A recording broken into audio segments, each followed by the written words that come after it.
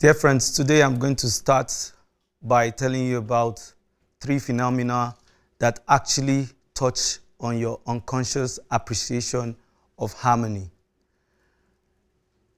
First, I'll start with the garden. If you see the garden, you see a vibrant tapestry of plants and flowers. And these plants and flowers are seamlessly harmonized into one, with different colors, different shapes, and different sizes. That diverse nature actually come together to make it what we all call and appreciate as a garden. Second, a symphony. The orchestra has different instruments that produce different sounds, different melody, and different rhythm. But each on itself cannot just produce what you call an orchestra. It's a combination or the interplay of all of them that give us that beautiful orchestra that we give an applause for. And the third, my favorite, is and has to do with the rainbow. The rainbow is an age-old beauty of wonder that has transcended thousands of years. And if you look at the rainbow, each of them are unique colors, distinct colors. But they're just colors, except they come together and complement each other and are a rainbow. So these 3 distinct phenomena actually remind me and motivate me about diversity. And these 3 phenomena are actually metaphors for the issue of diversity. And they also remind us of how we are, our differences as human beings, as differences as a people, our differences in workplaces. Diversity is actually when we have different individuals with different strengths, different sexual orientation. It doesn't matter where you come from. It doesn't matter what you speak. It doesn't matter your accent. It doesn't matter your country. It doesn't matter your religious obligation.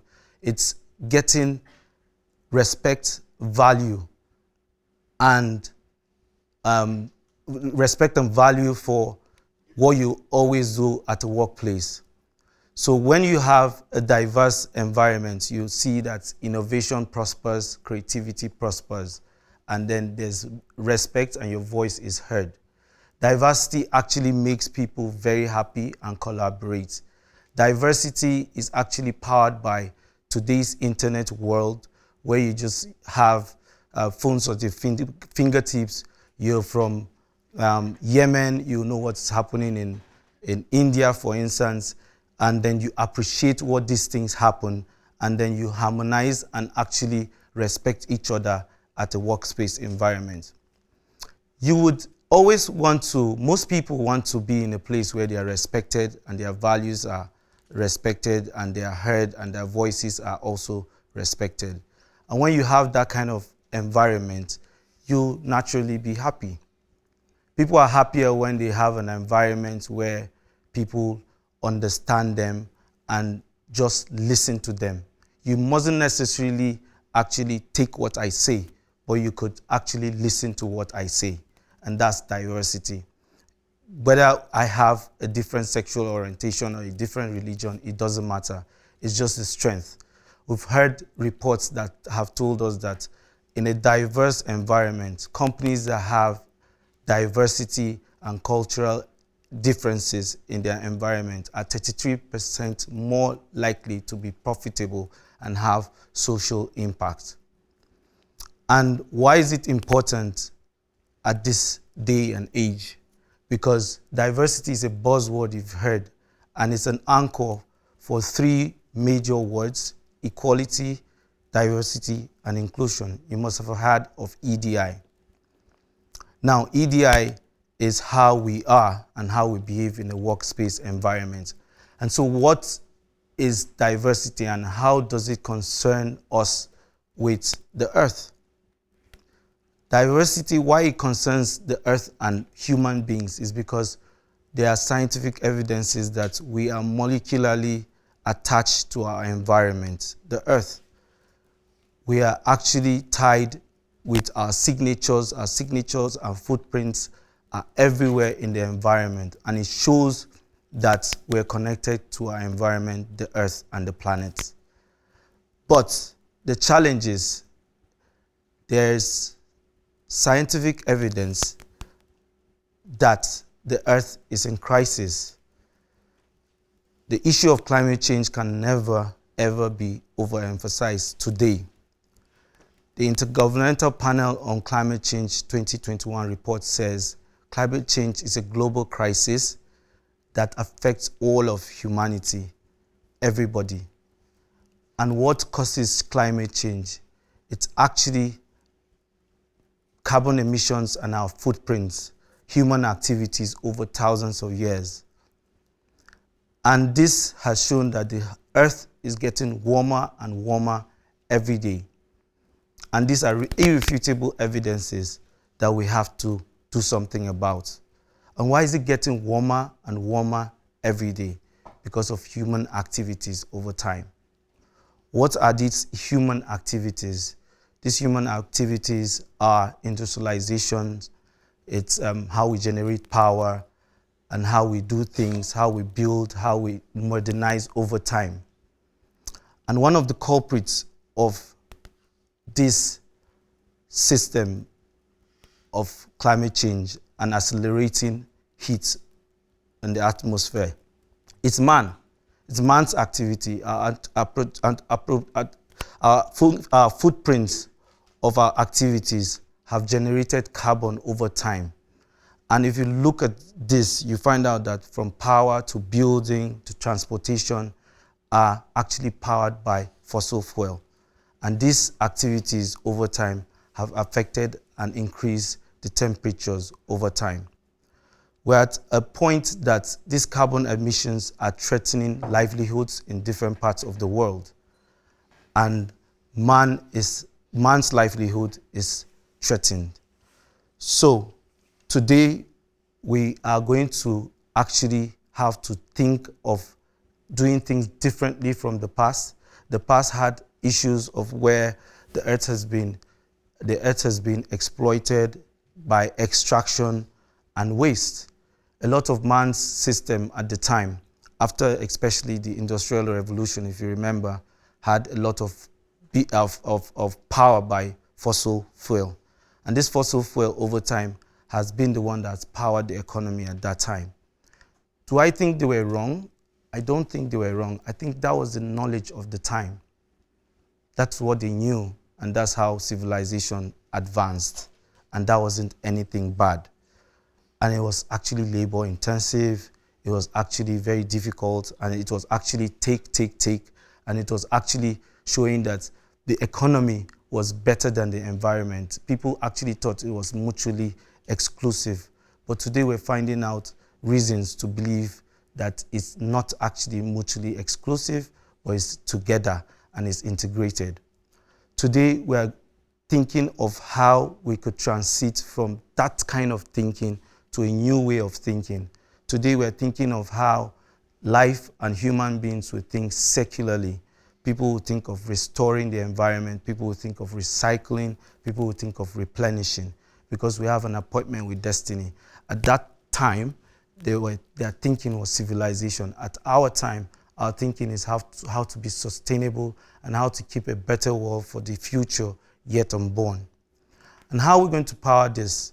Of course, everybody's heard of renewable energy technologies, renewable energy sources, solar, wind power, biofuels. That's the technology that is going to power the future for us to be able to reduce human activity so that our ecosystems, our biosphere, can be comfortable for you and I and the future yet unborn. And today we're going to use a lot of technology. We know technology has advanced more than ever before. And how are these technological equipments and systems going to answer the future or the future that we are about to come into. And now we also know that because at the time it was mutually exclusive, as I said, the economy and the environment. Today we're finding out the economy and the environment are integrated and they are mutually in alliance with each other. You can't separate one from the other. People's livelihoods depend on this. And if we are about to stop the kind of crisis we've experienced around the world, today if you are on TV, on the internet, you see different crises, different floods, cyclones, hurricanes, famine, droughts in different parts of the world. Different countries have experienced this, different countries have suffered this, different countries have not been able to adapt to these changes. And why is that so? Because we've been always thinking nomothetic in nature. The approach was generalized. Everybody thought this is how it should be. But today we're finding out that with the floods in, say, India, China, Brazil, the heat waves that killed people in Europe in 2002, it shows us that things that if we think in silos, if we think individually, if we think as nations, as people different, we won't be able to solve the issues of climate change. Today, coral reefs are bleaching in different parts of the world, especially communities that are dependent on coral reefs for survival. The health of those coral reefs, if they were very healthy, they actually save 75% of the wave energy that comes in to destroy these coral communities. So it's pertinent that we have indigenous people that will think and will take their knowledge, borrow from them, and think of how to solve this climate issue. Today, there are wildfires everywhere. Today, these evidences are irrefutable and they are real. And then we cannot change these things. But today, the good news is, as these things have touched every single part of the continent, there is a solution. There are many solutions, there are varied solutions. But in my opinion, these solutions have to do with everybody thinking together, everybody bringing their own ideas together, everybody bringing their own experiences together into one. Because indigenous peoples have actually been left out from this kind of thinking. So let's take an instance and take the world and look at each of the continents as human beings, or each of the continents as different colors. We can't make that rainbow we want to make. We can't have that flight we want to have a sustainable future to reach net zero. All we can do is harness all our collective thinking, all the way we think, all our ideas, all our technologies, and harness them to one to be able to solve this issue. Another thing I thought when I was making my slides was the issue of the Titanic. If you remember the Titanic or the movie in 1912, April 15, thereabouts, a lot of people thought it would not sink, you remember? And then in the movie, there were the first class cabin and the economy. But when the catastrophe happened, everybody was struggling for a boat. But if they had all thought of it, there are conspiracy theories that said more people would have been saved if they had just organized themselves and been saved. But today, our luck, unlike the Titanic that didn't have warning signals, today we have warning signals. Science is the warning signal. Science and data has told us that this is different. Something is about to happen. And when it happens, there are differences between the rich and the poor. There are differences between, if you notice, the developed countries and the underdeveloped countries, right? There are differences between educated people and non-educated people in this world today. But the climate crisis has no differences. The climate crisis has no borders. The climate crisis is consuming each and everybody if everybody doesn't think. So what do we do now? We shouldn't be like Natalia in a book I read in Climate Justice by Mary Robinson, United Nations envoy for climate change, former president of Ireland. She wrote a nice book, and there was a character there. Her name is Natalia. And Natalia was just an ordinary person a beauty therapist, and heard about climate change, but she always thought, oh, I mean, this is just not possible and everything.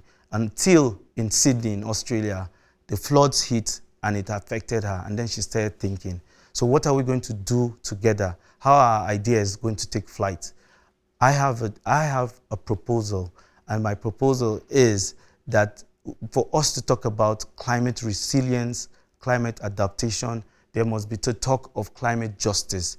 And climate justice is an anchor for every other person thinking alike, but not thinking the same, but actually bringing these indigenous people, how do they survive? How do they do these things? And there must be talk about just transitions, because if we do not stop if we do not talk together in big boards and come together and bring people's ideas together, there's going to be a challenge. The challenge is we'll be making solutions for Canada, and then there's a flood because some part of the earth was leaking and you didn't think of it. So you cannot isolate yourselves. We cannot isolate ourselves from each other. We have to think together, and that's what brings our diversity into one perspective.